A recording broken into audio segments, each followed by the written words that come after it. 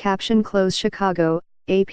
The question of whether federal agents display racial bias by staging phony drug stash house stings overwhelmingly in black neighborhoods is the focus of hearings beginning Thursday in Chicago and could determine whether agencies curtail or even abandon their use nationwide.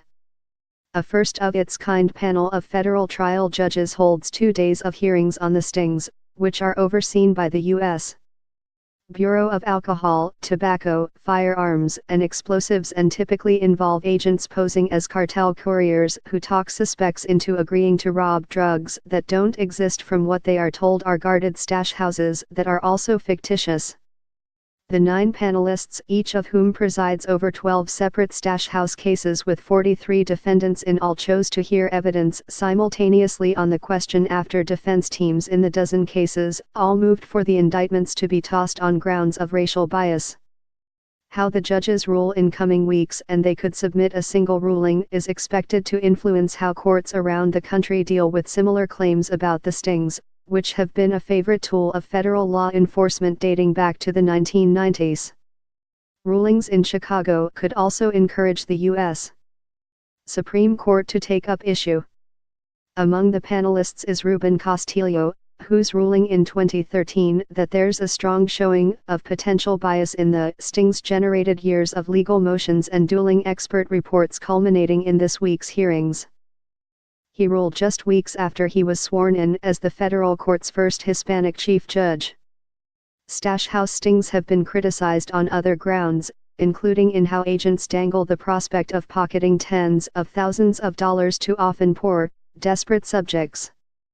Some courts have warned the stings risk crossing the line into illegally entrapping suspects. Authorities insist they're careful not to entrap anyone, targeting only those with records of violent crimes and who say unequivocally they want in on armed robberies. The answer to the question of whether the stings discriminate by race hinges largely on competing interpretations of statistics. Defense lawyers say the fact that around 80% of stings are conducted in predominantly African American neighborhoods speaks for itself. Their main witness is Jeffrey Fagan, a professor at Columbia Law School.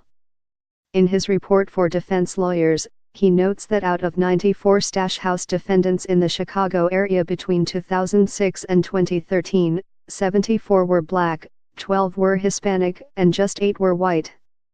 That and other data, he writes, proves a pattern of discrimination.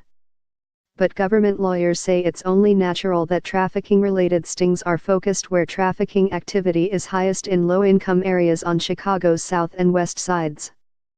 Fagan's report, they contend in one filing, is riddled with false assumptions, designed to manufacture a racial disparity where none exists.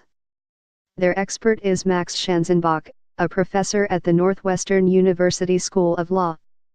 After scrutinizing the same data, he faulted Fagan's methodology.